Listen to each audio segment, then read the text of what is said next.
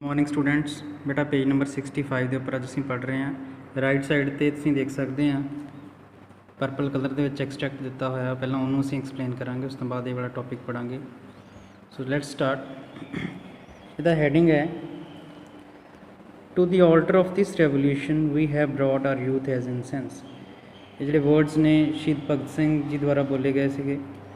Alter ਹੁੰਦੀ ਹੈ, ਦੇਖੋ ਕਿਸੇ ਮੰਦਰ ਵਗੈਰਾ ਦੇ ਵਿੱਚ ਜਿਹੜੀ ਜਗ੍ਹਾ 'ਤੇ ਪੂਜਾ ਕਰਦੇ ਨੇ ਉਸ ਜਗ੍ਹਾ ਨੂੰ ਆਲਟਰ ਕਹਿੰਦੇ ਨੇ। ਸੋ ਉਹਨਾਂ ਦਾ ਕਹਿਣਾ ਸੀਗਾ ਕਿ ਇਸ ਜਿਹੜੀ ਕ੍ਰਾਂਤੀ ਉਹਨਾਂ ਨੇ ਕੀਤੀ ਸੀ, ਰੈਵੋਲੂਸ਼ਨ ਕੀਤਾ ਸੀਗਾ ਅੰਗਰੇਜ਼ਾਂ ਦੇ ਖਿਲਾਫ। ਸੋ ਕਹਿੰਦਾ ਉਹਨਾਂ ਨੇ ਕਿਹਾ ਕਿ ਜਿਹੜੇ ਇਸ ਰੈਵੋਲੂਸ਼ਨ ਦੀ ਜਿਹੜੀ ਆਲਟਰ ਹੈ, ਜਿਹੜੀ ਵਰਸ਼ਿਪ ਪਲੇਸ ਹੈ, ਉਸ ਜਗ੍ਹਾ 'ਤੇ ਅਸੀਂ ਇਨਸੈਂਸ ਮਤਲਬ ਅਗਰਬੱਤੀ, ਕਿ ਰੈਵੋਲੂਸ਼ਨ ਦੇ ਮੰਦਰ ਦੀ ਜਿਹੜੀ ਆਲਟਰ ਹੈ, ਵਰਸ਼ਿਪ ਪਲੇਸ ਹੈ, ਉੱਥੇ ਅਸੀਂ ਅਗਰਬੱਤੀ ਕਿਸ ਚੀਜ਼ ਦੀ ਜਲਾਈ ਹੈ? ਯੂਥ, ਆਪਣੀ ਜਵਾਨੀ ਦੀ, ਮਤਲਬ ਆਪਣੀ ਜਵਾਨੀ ਕੁਰਬਾਨ ਕਰਕੇ ਅਸੀਂ ਜਿਹੜਾ ਹੈ ਕ੍ਰਾਂਤੀ ਨੂੰ ਕਾਮਯਾਬ ਕਰਾਂਗੇ, ਇਨਕਲਾਬ ਨੂੰ ਸਫਲ ਬਣਾਵਾਂਗੇ ਅੰਗਰੇਜ਼ਾਂ ਦੇ ਖਿਲਾਫ। So let's read about Bhagat Singh and his association. ਜਿਵੇਂ ਦੱਸਦਾ ਹੈ ਕਿ ਬਹੁਤ ਸਾਰੇ ਜਿਹੜੇ ਨੈਸ਼ਨਲਿਸਟ ਲੀਡਰ ਸੀਗੇ, ਉਹਨਾਂ ਨੂੰ ਲੱਗਦਾ ਸੀਗਾ ਕਿ ਅੰਗਰੇਜ਼ਾਂ ਦੇ ਖਿਲਾਫ ਜਿਹੜਾ ਸਟਰਗਲ ਹੈ ਉਹ ਨੌਨ ਵਾਇਲੈਂਸ ਦੇ ਨਾਲ ਕਾਮਯਾਬ ਨਹੀਂ ਹੋ ਸਕਦਾ। ਸੋ ਅੰਗਰੇਜ਼ਾਂ ਨੂੰ ਕਤਲ ਕਰਨਾ ਜ਼ਰੂਰੀ ਹੈ, ਕੁਛ ਨੈਸ਼ਨਲਿਸਟ ਲੀਡਰਸ ਦਾ ਮੰਨਣਾ ਸੀਗਾ। 1928 ਦੇ ਵਿੱਚ ਹਿੰਦੁਸਤਾਨ ਸੋਸ਼ਲਿਸਟ ਰਿਪਬਲਿਕਨ ਆਰਮੀ ਜਿਹੜੀ ਹੈ ਉਹਦੀ ਸਥਾਪਨਾ ਕੀਤੀ ਗਈ, ਔਰ ਇਹ ਸਥਾਪਨਾ ਜਿਹੜੀ ਹੈ ਐਸਟੈਬਲਿਸ਼ਮੈਂਟ ਜਿਹੜੀ ਹੈ ਦਿੱਲੀ ਦੇ ਵਿੱਚ ਫਿਰੋਜ਼ ਸ਼ਾਹ ਕੋਟਲਾ ਗਰਾਊਂਡ ਦੇ ਵਿੱਚ ਕੀਤੀ ਗਈ ਸੀਗੀ 1928 ਦੇ ਵਿੱਚ। ਇਹਦੇ ਜਿਹੜੇ ਮੇਨ ਲੀਡਰ ਸੀਗੇ HSRA ਦੇ, ਉਹ ਸੀਗੇ ਸ਼ਹੀਦ ਭਗਤ ਸਿੰਘ, ਜਤਿਨ ਦਾਸ ਔਰ ਅਜੋਏ ਘੋਸ਼। ਇਹ ਜਿਹੜੀ ਆਰਗੇਨਾਈਜੇਸ਼ਨ ਸੀਗੀ, ਇਹਨੇ ਅੰਗਰੇਜ਼ਾਂ ਦੇ ਖਿਲਾਫ ਜਿਹੜਾ ਹੈ ਕਾਰਵਾਈ ਕਰਨੀ ਸ਼ੁਰੂ ਕਰ ਦਿੱਤੀ, ਔਰ ਅਲੱਗ-ਅਲੱਗ ਈਵੈਂਟਸ ਜਿਹੜੇ ਨੇ ਉਹ ਇਸ ਆਰਗੇਨਾਈਜੇਸ਼ਨ ਦੁਆਰਾ ਕੀਤੇ ਗਏ। ਇਹਨਾਂ ਨੇ ਹਰ ਇੱਕ ਉਸ ਚੀਜ਼ ਨੂੰ ਟਾਰਗੇਟ ਬਣਾਇਆ ਜਿਹੜੀ ਕਿ ਬ੍ਰਿਟਿਸ਼ ਪਾਵਰ ਦਾ ਸਿੰਬਲ ਸੀਗੀ। April 1929 ਦੇ ਵਿੱਚ ਭਗਤ ਸਿੰਘ ਔਰ ਬਟੁਕੇਸ਼ਵਰ ਦੱਤ ਨੇ ਦਿੱਲੀ ਦੇ ਵਿੱਚ ਜਿਹੜੀ ਸੈਂਟਰਲ ਲੈਜਿਸਲੇਟਿਵ ਅਸੈਂਬਲੀ ਸੀਗੀ ਅੰਗਰੇਜ਼ਾਂ ਦੀ, ਉਹਦੇ ਉੱਪਰ ਬੰਬ ਸੁੱਟਿਆ। ਉਸੇ ਸਾਲ ਦੇ ਵਿੱਚ ਬਾਅਦ ਵਿੱਚ ਇੱਕ ਟ੍ਰੇਨ ਨੂੰ ਉਡਾਉਣ ਦੀ ਕੋਸ਼ਿਸ਼ ਕੀਤੀ ਗਈ। ਉਸ ਟ੍ਰੇਨ ਦੇ ਵਿੱਚ ਵਾਇਸਰਾਏ ਲਾਰਡ ਇਰਵਿਨ ਟਰੈਵਲ ਕਰ ਰਹੇ ਸੀਗੇ। ਸੋ ਸਾਰੀਆਂ ਐਕਟੀਵਿਟੀਜ਼ ਜਿਹੜੀਆਂ ਨੇ HSRA ਦੇ ਉੱਪਰ ਇਹਦਾ ਬਲੇਮ ਲੱਗਾ ਹੈ ਐਕਟੀਵਿਟੀਜ਼ ਦਾ। ਭਗਤ ਸਿੰਘ ਸਿਰਫ 23 ਈਅਰਸ ਦੇ ਸੀਗੇ ਜਦੋਂ ਉਹਨਾਂ ਦੇ ਉੱਪਰ ਮੁਕੱਦਮਾ ਚਲਾਇਆ ਗਿਆ, ਔਰ ਅੰਗਰੇਜ਼ ਹਕੂਮਤ ਦੇ ਦੁਆਰਾ ਜਿਹੜਾ ਹੈ ਬ੍ਰਿਟਿਸ਼ ਗੌਰਮੈਂਟ ਦੇ ਦੁਆਰਾ ਉਹਨਾਂ ਨੂੰ ਫਾਂਸੀ ਦੇ ਦਿੱਤੀ ਗਈ, ਐਗਜ਼ੀਕਿਊਟ ਕਰ ਦਿੱਤਾ ਗਿਆ।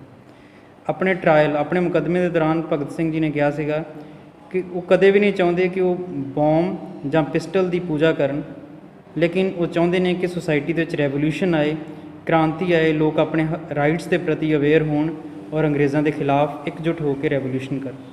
ਉਹਨਾਂ ਦੀ ਵਰਡਿੰਗ ਦਿੱਤੀ ਹੋਈ ਹੈ, ਉਹਨਾਂ ਨੇ ਕਿਹਾ ਕਿ ਰੈਵੋਲੂਸ਼ਨ ਜਿਹੜਾ ਹੈ, ਰੈਵੋਲੂਸ਼ਨ ਮੀਨਸ ਕ੍ਰਾਂਤੀ। ਰੈਵੋਲੂਸ਼ਨ ਜਿਹੜਾ ਹੈ ਇਨਸਾਨੀਅਤ ਦਾ ਇੱਕ ਬਹੁਤ ਅਹਿਮ ਰਾਈਟ ਹੈ, ਹੱਕ ਹੈ। ਫਰੀਡਮ ਜਿਹੜੀ ਹੈ ਹਰ ਇੱਕ ਦਾ ਬਰਥ ਰਾਈਟ ਹੈ। ਔਰ ਉਹਨਾਂ ਨੇ ਕਿਹਾ ਕਿ ਜਿਹੜਾ ਲੇਬਰਰ ਹੈ, ਜਿਹੜਾ ਮਜ਼ਦੂਰ ਹੈ, ਜਿਹੜਾ ਮਿਹਨਤ ਕਰਦਾ ਹੈ, ਉਹੀ ਸੁਸਾਇਟੀ ਨੂੰ ਜਿਹੜਾ ਹੈ ਜਿੰਦਾ ਰੱਖਣ ਦੇ ਵਿੱਚ, ਸੁਸਾਇਟੀ ਨੂੰ ਕਾਇਮ ਰੱਖਣ ਦੇ ਵਿੱਚ ਅਹਿਮ ਰੋਲ ਅਦਾ ਕਰ ਰਿਹਾ ਹੈ। ਸੋ ਸਾਨੂੰ ਉਹਦੀ ਇੰਪੋਰਟੈਂਸ ਸਮਝਣ ਦੀ ਲੋੜ ਹੈ। ਉਹਨਾਂ ਨੇ ਕਿਹਾ ਕਿ to the altar of this revolution we have brought our youth as incense. ਔਰ ਰੈਵੋਲੂਸ਼ਨ ਦੇ ਇਸ ਮੰਦਰ ਦੇ ਵਿੱਚ ਅਸੀਂ ਆਪਣੀ ਜਿਹੜੀ ਜਵਾਨੀ ਹੈ ਉਹਦਾ ਸੈਕਰੀਫਾਈਸ ਕਰਕੇ ਜਾ ਰਹੇ ਹਾਂ, ਤਾਂ ਕਿ ਆਉਣ ਵਾਲੇ ਜਿਹੜੀ ਜਨਰੇਸ਼ਨ ਹੈ ਉਹ ਫਰੀਡਮ ਦੇਖ ਸਕੇ। ਉਹਨਾਂ ਦਾ ਕਹਿਣਾ ਸੀਗਾ ਕਿ ਕੋਈ ਵੀ ਸੈਕਰੀਫਾਈਸ, ਕੋਈ ਵੀ ਕੁਰਬਾਨੀ ਜਿਹੜੀ ਹੈ ਮਹਾਨ ਨਹੀਂ ਕਹੀ ਜਾ ਸਕਦੀ, ਕਿਉਂਕਿ ਸਾਡਾ ਉਦੇਸ਼ ਬਹੁਤ ਹੀ ਵੱਡਾ ਹੈ। ਉਦੇਸ਼ ਕੀ ਹੈ? ਕਿ ਰੈਵੋਲੂਸ਼ਨ ਦੇ ਰਾਹੀਂ ਇੰਡੀਆ ਨੂੰ ਫਰੀ ਕੀਤਾ ਜਾਏ। ਸੋ ਵੀ ਆਰ ਕੰਟੈਂਟ। ਉਹਨਾਂ ਨੇ ਕਿਹਾ ਕਿ ਅਸੀਂ ਆਪਣੀ ਜਾਨ ਦੇ ਕੇ ਵੀ ਸੈਟਿਸਫਾਈਡ ਹਾਂ, ਅਤੇ ਸਾਨੂੰ ਇੰਤਜ਼ਾਰ ਰਹੇਗਾ ਰੈਵੋਲੂਸ਼ਨ ਦਾ। ਇਨਕਲਾਬ ਜ਼ਿੰਦਾਬਾਦ। ਇਨਕਲਾਬ ਹੁੰਦਾ ਹੈ ਰੈਵੋਲੂਸ਼ਨ। ਸੋ ਰੈਵੋਲੂਸ਼ਨ ਨੂੰ ਗਲੋਰੀਫਾਈ ਕਰਦੇ ਹੋਏ ਉਹਨਾਂ ਨੇ ਜਿਹੜੇ ਵਰਡਸ ਕਹੇ ਸੀਗੇ। ਨਾਓ let's start the next topic 3.2 how participants ਸਾ ਦਾ ਮੂਵਮੈਂਟ। ਸਿਵਲ ਡਿਸਓਬੀਡੀਐਂਸ ਬਾਰੇ ਅਸੀਂ ਆਲਰੇਡੀ ਗੱਲ ਕਰ ਰਹੇ ਹਾਂ। ਸਿਵਲ ਡਿਸਓਬੀਡੀਐਂਸ ਮੂਵਮੈਂਟ ਦੇ ਵਿੱਚ ਜਿਹੜੇ ਪਾਰਟੀਸੀਪੈਂਟ ਸੀਗੇ ਡਿਫਰੈਂਟ ਕਲਾਸਿਸ ਦੇ, ਉਹਨਾਂ ਨੇ ਇਸ ਮੂਵਮੈਂਟ ਨੂੰ ਕਿਸ ਨਜ਼ਰੀਏ ਤੋਂ ਲਿਆ ਔਰ ਕਿੰਨਾ ਕੁ ਉਹਨਾਂ ਦਾ ਪਾਰਟੀਸੀਪੇਸ਼ਨ ਸੀਗਾ ਸਿਵਲ ਡਿਸਓਬੀਡੀਐਂਸ ਮੂਵਮੈਂਟ ਦੇ ਵਿੱਚ। We will learn about this in the topic. So 1 by 1 discuss ਕਰਾਂਗੇ। ਸਭ ਤੋਂ ਪਹਿਲਾਂ ਦੇਖ ਲੈਂਦੇ ਹਾਂ ਕਿ ਰਿਚ ਪੈਜ਼ੈਂਟ ਕਮਿਊਨਿਟੀ ਜਿਹੜੀ ਸੀਗੀ, ਅਮੀਰ ਕਿਸਾਨ ਜਿਹੜੇ ਸੀਗੇ ਜ਼ਿਮੀਂਦਾਰ ਟਾਈਪ ਦੇ, ਉਹਨਾਂ ਦਾ ਕੀ ਰੋਲ ਰਿਹਾ ਸਿਵਲ ਡਿਸਓਬੀਡੀਐਂਸ ਮੂਵਮੈਂਟ ਦੇ ਵਿੱਚ। ਕਹਿੰਦਾ ਕੰਟਰੀ ਸਾਈਡ ਦੇ ਵਿੱਚ, ਪਿੰਡਾਂ ਦੇ ਏਰੀਆ ਦੇ ਜਿਹੜੇ ਰਿਚ ਪੈਜ਼ੈਂਟ ਕਮਿਊਨਿਟੀ ਸੀਗੀ, ਜਿਵੇਂ ਪੱਟੀਦਾਰਸ ਆਫ ਗੁਜਰਾਤ, ਜਾਟਸ ਆਫ ਉੱਤਰ ਪ੍ਰਦੇਸ਼, ਦੇ ਵਰ ਐਕਟਿਵ ਇਨ ਦਾ ਮੂਵਮੈਂਟ।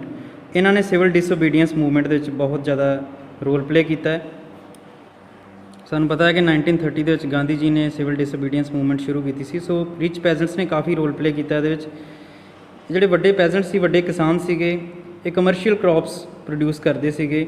ਉਹ ਕ੍ਰੌਪਸ ਉਗਾਉਂਦੇ ਸੀਗੇ ਜਿਹੜੀਆਂ ਕਿ ਇੰਟਰਨੈਸ਼ਨਲ ਮਾਰਕੀਟ ਦੇ ਜਿਨ੍ਹਾਂ ਦੀ ਡਿਮਾਂਡ ਹੈਗੀ ਸੀਗੀ। ਸੋ ਇਹਨਾਂ ਦੇ ਉੱਪਰ ਬਹੁਤ ਹੀ ਬੁਰਾ ਅਸਰ ਪਿਆ ਡਿਪਰੈਸ਼ਨ ਦਾ, ਕਿਉਂਕਿ ਇਸ ਟਾਈਮ 'ਤੇ ਡਿਪਰੈਸ਼ਨ ਆਇਆ ਹੋਇਆ ਸੀਗਾ, ਆਰਥਿਕ ਮੰਦਵਾੜੀ ਆਈ ਹੋਈ ਸੀਗੀ, ਕੀਮਤਾਂ ਫਸਲਾਂ ਦੀਆਂ ਕਾਫੀ ਗਿਰ ਚੁੱਕੀਆਂ ਸੀਗੀਆਂ। ਸੋ ਇਹਨਾਂ ਨੂੰ ਕਾਫੀ ਨੁਕਸਾਨ ਹੋ ਰਿਹਾ ਸੀਗਾ। As their crop cash crop income disappeared. So ਉਹਨਾਂ ਦੀ ਜਿਹੜੀ ਇਨਕਮ ਸੀਗੀ ਫਸਲਾਂ ਤੋਂ ਉਹ ਘੱਟ ਗਈ ਸੀ ਬਹੁਤ ਜ਼ਿਆਦਾ, ਜਿਸ ਕਰਕੇ ਇਹਨਾਂ ਨੂੰ ਮੁਸ਼ਕਿਲ ਆ ਰਹੀ ਸੀਗੀ ਸਰਕਾਰ ਦਾ ਟੈਕਸ ਪੇ ਕਰਨ ਦੇ ਵਿੱਚ। ਸੋ ਇਹ ਜਿਹੜੇ ਸੀਗੇ ਅਮੀਰ ਕਿਸਾਨ ਸੀਗੇ, ਸਰਕਾਰ ਨੂੰ ਟੈਕਸ ਨਹੀਂ ਸੀ ਪੇ ਕਰਨਾ ਚਾਹੁੰਦੇ, ਔਰ ਇਹਨਾਂ ਦੀ ਡਿਮਾਂਡ ਸੀਗੀ ਕਿ ਇਹਨਾਂ ਦਾ ਜਿਹੜਾ ਟੈਕਸ ਹੈ ਉਹ ਘਟਾਇਆ ਜਾਏ। ਲੇਕਿਨ ਬ੍ਰਿਟਿਸ਼ ਗਵਰਨਮੈਂਟ ਨੇ ਇਹਨਾਂ ਦੀ ਡਿਮਾਂਡ ਨੂੰ ਜਿਹੜਾ ਠੁਕਰਾ ਦਿੱਤਾ, ਜਿਸ ਕਾਰਨ ਇਹਨਾਂ ਦੇ ਵਿੱਚ ਕਾਫੀ ਜ਼ਿਆਦਾ ਗੁੱਸਾ ਸੀਗਾ ਔਰ ਰੋਸ ਸੀਗਾ ਅਮੀਰ ਕਿਸਾਨਾਂ ਦੇ ਵਿੱਚ। ਜਿਹੜੇ ਅਮੀਰ ਕਿਸਾਨ ਸੀਗੇ ਇਹਨਾਂ ਨੇ ਵੱਧ ਚੜ੍ਹ ਕੇ ਸਿਵਲ ਡਿਸਓਬੀਡੀਐਂਸ ਮੂਵਮੈਂਟ ਦੇ ਵਿੱਚ ਪਾਰਟੀਸਪੇਟ ਕੀਤਾ ਔਰ ਉਹਨੂੰ ਸਪੋਰਟ ਕੀਤਾ, ਔਰ ਆਪਣੀ ਕਮਿਊਨਿਟੀ ਨੂੰ ਉਹਨਾਂ ਨੇ ਪ੍ਰੋਪਰਲੀ ਔਰਗਨਾਈਜ਼ ਕੀਤਾ ਅੰਗਰੇਜ਼ਾਂ ਦੇ ਖਿਲਾਫ। ਔਰ ਵੱਧ ਤੋਂ ਵੱਧ ਜਿਹੜਾ ਹੈ ਆਪਣੀ ਕਲਾਸ ਦੇ ਲੋਕਾਂ ਨੂੰ ਇਹਨਾਂ ਨੇ ਬਾਈਕਾਟ ਪ੍ਰੋਗਰਾਮ ਦੇ ਵਿੱਚ ਹਿੱਸਾ ਲੈਣ ਲਈ ਉਤਸ਼ਾਹਿਤ ਕੀਤਾ। ਰਿਚ ਪੈਜ਼ੈਂਟਸ ਦੇ ਵਾਸਤੇ, ਅਮੀਰ ਕਿਸਾਨਾਂ ਵਾਸਤੇ ਸਵਰਾਜ ਦਾ ਮਤਲਬ ਕੀ ਸੀਗਾ ਕਿ ਬ੍ਰਿਟਿਸ਼ ਗਵਰਨਮੈਂਟ ਦੇ ਵੱਲੋਂ ਜਿਹੜਾ ਹਾਈ ਟੈਕਸ ਲਗਾਇਆ ਜਾਂਦਾ ਹੈ ਉਹਦੇ ਖਿਲਾਫ ਸੰਘਰਸ਼ ਕਰਨਾ ਔਰ ਟੈਕਸ ਮਾਫ ਕਰਾਉਣਾ। But they were deeply disappointed when the movement was called off in 1931 without the rates being revised. ਲੇਕਿਨ ਸਭ ਤੋਂ ਜ਼ਿਆਦਾ ਨਿਰਾਸ਼ਾ ਇਹਨਾਂ ਨੂੰ ਉਦੋਂ ਹੋਈ ਜਦੋਂ 1931 ਦੇ ਵਿੱਚ ਗਾਂਧੀ ਜੀ ਨੇ ਇਹਨਾਂ ਦੀ ਸਲਾਹ ਲਏ ਬਿਨਾਂ ਹੀ ਸਿਵਲ ਡਿਸਓਬੀਡੀਐਂਸ ਮੂਵਮੈਂਟ ਵਾਪਸ ਲੈ ਲਈ, ਔਰ ਇਹਨਾਂ ਦੀ ਡਿਮਾਂਡ ਅਜੇ ਪੂਰੀ ਨਹੀਂ ਸੀ ਹੋਈ। ਇਹਨਾਂ ਦੇ ਜਿਹੜੇ ਲੈਂਡ ਟੈਕਸ ਸੀ ਉਹ ਘਟੇ ਨਹੀਂ ਸੀਗੇ। So when the movement was ਰੀਸਟਾਰਟਿਡ in 1932 many of them refuse to participate. So ਜਦੋਂ ਦੁਬਾਰਾ ਗਾਂਧੀ ਜੀ ਨੇ ਅਗਲੇ ਸਾਲ ਮੂਵਮੈਂਟ ਦੁਬਾਰਾ ਸ਼ੁਰੂ ਕੀਤੀ, ਸਿਵਲ ਡਿਸਓਬੀਡੀਐਂਸ ਮੂਵਮੈਂਟ, ਲੰਡਨ ਤੋਂ ਵਾਪਸ ਆ ਕੇ, ਤਾਂ ਉਸ ਟਾਈਮ 'ਤੇ ਬਹੁਤ ਸਾਰੇ ਅਮੀਰ ਕਿਸਾਨਾਂ ਨੇ ਦੁਬਾਰਾ ਮੂਵਮੈਂਟ ਜੁਆਇਨ ਕਰਨ ਤੋਂ ਨਾ ਕਰ ਦਿੱਤੀ ਸੀਗੀ। ਸੋ ਆਪਣੇ ਪਰਸਨਲ ਇੰਟਰਸਟ ਵਾਸਤੇ ਅਮੀਰ ਕਿਸਾਨ ਜਿਹੜੇ ਸੀਗੇ ਉਸ ਮੂਵਮੈਂਟ 'ਚ ਸ਼ਾਮਿਲ ਹੋਏ ਸੀਗੇ। ਨੈਕਸਟ ਦੇਖ ਲੈਂਦੇ ਹਾਂ ਗਰੀਬ ਕਿਸਾਨਾਂ ਦਾ ਕੀ ਰੋਲ ਰਿਹਾ ਹੈ, ਪੂਅਰ ਪੈਜ਼ੈਂਟਸ। ਦੇਖੋ ਸਟੂਡੈਂਟਸ, ਇਹ ਜਿਹੜੇ ਕੁਐਸਚਨ ਹੈ ਅਲੱਗ-ਅਲੱਗ ਟਾਈਪ ਦੇ ਬਣ ਸਕਦੇ ਨੇ। ਇਹਦੇ ਵਿੱਚ ਇਨਡਾਇਰੈਕਟ ਕੁਐਸਚਨ ਮੇਨਲੀ ਇੱਦਾਂ ਹੀ ਆਉਂਦੇ ਨੇ ਜ਼ਿਆਦਾ, ਕਿ ਸਿਵਲ ਡਿਸਓਬੀਡੀਐਂਸ ਮੂਵਮੈਂਟ ਦੇ ਵਿੱਚ ਪੂਅਰ ਪੈਜ਼ੈਂਟਸ ਦਾ ਕੀ ਰੋਲ ਸੀਗਾ, ਰਿਚ ਪੈਜ਼ੈਂਟਸ ਦਾ ਕੀ ਰੋਲ ਸੀ, ਇੰਡਸਟਰੀ ਵਰਕਰਸ ਦਾ ਕੀ ਰੋਲ ਸੀ, ਇੱਦਾਂ ਕਰਕੇ। ਸੋ ਅਲੱਗ-ਅਲੱਗ ਪੈਰਾਗ੍ਰਾਫਸ ਜਿਹੜੇ ਨੇ ਆਪਣੇ ਆਪ ਦੇ ਵਿੱਚ ਇੰਪੋਰਟੈਂਟ ਨੇ, ਇੰਪੋਰਟੈਂਟ ਕੁਐਸਚਨਸ ਬਣਦੇ ਨੇ ਇਹਦੇ। ਕਹਿੰਦਾ ਪੂਅਰ ਪੈਜ਼ੈਂਟਰੀ ਦਾ ਕੀ ਰੋਲ ਹੈ, ਦੇਖਦੇ ਹਾਂ। They were not just interested in the lowering of the revenue demand. Poor peasant ਜਿਹੜੇ ਸੀਗੇ, ਇਹਨਾਂ ਦੀ ਜਿਹੜੀ ਇੰਟਰਸਟ ਹੈਗਾ ਸੀਗਾ ਉਹ ਰੈਵਨਿਊ ਨੂੰ ਘਟਾਉਣ ਦੇ ਵਿੱਚ ਨਹੀਂ ਸੀਗਾ। ਸੋ ਪੂਅਰ ਪੈਜ਼ੈਂਟਰੀ ਜਿਹੜੀ ਹੈ, ਗਰੀਬ ਕਿਸਾਨ ਜਿਹੜੇ ਸੀਗੇ, ਜ਼ਿਆਦਾਤਰ ਉਹ ਕਿਸਾਨ ਸੀ ਜਿਨ੍ਹਾਂ ਕੋਲ ਆਪਣੀ ਜ਼ਮੀਨ ਨਹੀਂ ਸੀਗੀ। ਇਹ ਵੱਡੇ ਕਿਸਾਨਾਂ ਕੋਲੋਂ, ਰਿਚ ਪੈਜ਼ੈਂਟਸ ਦੇ ਕੋਲੋਂ ਜ਼ਮੀਨ ਠੇਕੇ 'ਤੇ ਲੈਂਦੇ ਸੀਗੇ ਅਤੇ ਉਹਦੇ ਉੱਪਰ ਖੇਤੀ ਕਰਦੇ ਸੀਗੇ। ਮੈਨੀ ਆਫ ਦੈਮ ਵਰ ਸਮੋਲ ਟੇਨੈਂਟਸ। ਸੋ ਠੇਕੇਦਾਰ ਸੀਗੇ। ਕਲਟੀਵੇਟਿੰਗ ਲੈਂਡ ਦੇ ਹੈਡ ਰੈਂਟਡ ਫਰੋਮ ਲੈਂਡਲੋਰਡਸ। ਸੋ ਅਮੀਰ ਕਿਸਾਨਾਂ ਕੋਲੋਂ ਜ਼ਮੀਨ ਰੈਂਟ 'ਤੇ ਲੈਂਦੇ ਸੀਗੇ ਔਰ ਖੇਤੀ ਕਰਦੇ ਸੀਗੇ। ਐਜ਼ ਦਾ ਡਿਪਰੈਸ਼ਨ ਕੰਟੀਨਿਊਡ। ਡਿਪਰੈਸ਼ਨ ਦੇਖੋ ਹੁੰਦਾ ਆਰਥਿਕ ਮੰਦਵਾੜਾ। ਦੇਖੋ 1929 ਦੇ ਵਿੱਚ ਤੁਹਾਨੂੰ ਪਹਿਲਾਂ 9th ਕਲਾਸ 'ਚ ਮੈਂ ਦੱਸਿਆ ਸੀਗਾ ਕਿ ਇੱਕ ਇਕਨੋਮਿਕ ਡਿਪਰੈਸ਼ਨ ਆਇਆ ਸੀ ਵਰਲਡ ਵਾਈਡ, ਜੋ ਅਮਰੀਕਾ ਤੋਂ ਸ਼ੁਰੂ ਹੋਇਆ ਸੀਗਾ। ਸੋ ਉਸ ਇਕਨੋਮਿਕ ਡਿਪਰੈਸ਼ਨ ਦੇ ਕਾਰਨ ਜਿਹੜਾ ਹੈ ਬਹੁਤ ਬੁਰੀ ਹਾਲ ਸੀਗੇ ਕਿਸਾਨਾਂ ਦੇ। ਜਿਵੇਂ ਦੇਖੋ ਹੁਣ ਕਰੋਨਾ ਵਾਇਰਸ ਕਰਕੇ ਵੀ ਡਿਪਰੈਸ਼ਨ ਆਏਗਾ ਇੱਕ ਵਰਲਡ ਦੇ ਵਿੱਚ, ਜਿਹਦੇ ਕਾਰਨ ਵੀ ਜਿਹੜਾ ਹੈ ਬਹੁਤ ਬੁਰਾ ਹਾਲ ਹੋਏਗਾ ਹਰ ਇੱਕ ਕਲਾਸ ਦਾ। ਸੋ 1929 ਦੇ ਵਿੱਚ ਔਰ ਉਸ ਤੋਂ ਬਾਅਦ ਵੀ 1930s ਵਗੈਰਾ ਦੇ ਵਿੱਚ ਵੀ ਇਹ ਡਿਪਰੈਸ਼ਨ ਜਾਰੀ ਰਿਹਾ ਸੀਗਾ ਕਈ ਸਾਲ। ਸੋ ਉਸ ਡਿਪਰੈਸ਼ਨ ਦੇ ਕਾਰਨ ਜਿਹੜਾ ਹੈ ਕੀ ਹੋਇਆ, ਕੈਸ਼ ਇਨਕਮਸ ਡਿਵਿੰਡਲਡ। ਸੋ ਇਹਨਾਂ ਦੀ ਜਿਹੜੀ ਕੈਸ਼ ਇਨਕਮ ਸੀ ਬਿਲਕੁਲ ਘਟ ਗਈ ਸੀਗੀ, ਕਿਉਂਕਿ ਫਸਲਾਂ ਦੇ ਮੁੱਲ ਨਹੀਂ ਸੀ ਮਿਲ ਰਹੇ ਹੁਣ। Small tenants found it difficult to pay their rent. So ਛੋਟੇ ਕਿਸਾਨ ਜਿਹੜੇ ਸੀਗੇ, ਜਿਹੜੇ ਠੇਕੇ 'ਤੇ ਲੈ ਕੇ ਜ਼ਮੀਨੇ ਵਾਹ ਰਹੇ ਸੀਗੇ, ਇਹ ਠੇਕਾ ਨਹੀਂ ਸੀ ਦੇ ਪਾ ਰਹੇ ਅਮੀਰ ਕਿਸਾਨਾਂ ਨੂੰ, ਕਿਉਂਕਿ ਇਹਨਾਂ ਕੋਲ ਪੈਸਾ ਨਹੀਂ ਸੀ ਹੈਗਾ। They wanted the unpaid rent to the landlord be remitted. So ਛੋਟੇ ਕਿਸਾਨ ਚਾਹੁੰਦੇ ਸੀਗੇ ਕਿ ਜਿਹੜਾ ਇਹਨਾਂ ਨੇ ਠੇਕਾ ਦੇਣਾ ਹੈ, ਪੈਸਾ ਬਾਕੀ ਬਕਾਇਆ ਦੇਣਾ ਹੈ ਰਿਚ ਪੈਜ਼ੈਂਟਸ ਨੂੰ, ਜਿਨ੍ਹਾਂ ਦੀ ਜ਼ਮੀਨ ਇਹ ਵਾਹ ਰਹੇ ਸੀਗੇ, ਖੇਤੀ ਕਰ ਰਹੇ ਸੀਗੇ ਜਿਨ੍ਹਾਂ ਦੀ ਜ਼ਮੀਨ ਦੇ ਉੱਪਰ, ਉਹ ਪੈਸਾ ਮੁਆਫ ਕਰਵਾ ਦਿੱਤਾ ਜਾਏ। They joined a variety of radical movements often led by socialist and communist. So ਇਹਨਾਂ ਨੇ ਕੁਛ ਮੂਵਮੈਂਟਸ ਵਿੱਚ ਹਿੱਸਾ ਲਿਆ। ਇਹ ਮੂਵਮੈਂਟਸ ਜਿਹੜੀਆਂ ਸੀਗੀਆਂ ਅਕਸਰ ਸੋਸ਼ਲਿਸਟ, ਸਮਾਜਵਾਦੀ ਲੀਡਰ, ਕਮਿਊਨਿਸਟ ਲੀਡਰ ਜਿਹੜੇ ਸੀਗੇ, ਸਮਾਜਵਾਦੀ ਟਾਈਪ ਦੇ ਲੀਡਰ ਸੀਗੇ, ਉਹ ਕੁਛ ਮੂਵਮੈਂਟਸ ਚਲਾ ਰਹੇ ਸੀ। ਉਹਨਾਂ ਮੂਵਮੈਂਟਸ ਨੂੰ ਇਹਨਾਂ ਨੇ ਜੁਆਇਨ ਕਰ ਲਿਆ ਤਾਂ ਕਿ ਇਹਨਾਂ ਦੀਆਂ ਮੰਗਾਂ ਪੂਰੀਆਂ ਹੋ ਜਾਣ। Apprehensive of raising issues that might upset the rich peasants and landlords, the Congress was unwilling to support no rent campaign in most places. So the relationship between the poor peasants and the Congress remained uncertain.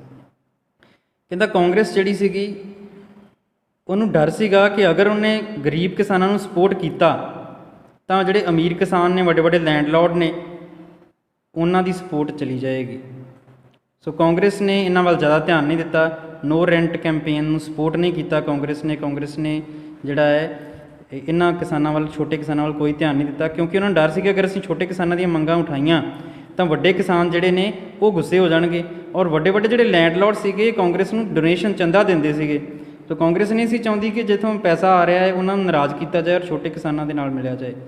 ਸੋ ਕੁੱਲ ਮਿਲਾ ਕੇ ਛੋਟੇ ਕਿਸਾਨਾਂ ਦਾ ਕੋਈ ਬਹੁਤਾ ਵੱਡਾ role ਨਹੀਂ ਰਿਹਾ civil disobedience movement ਦੇ ਵਿੱਚ। So the relationship between the poor peasants and the Congress remained uncertain.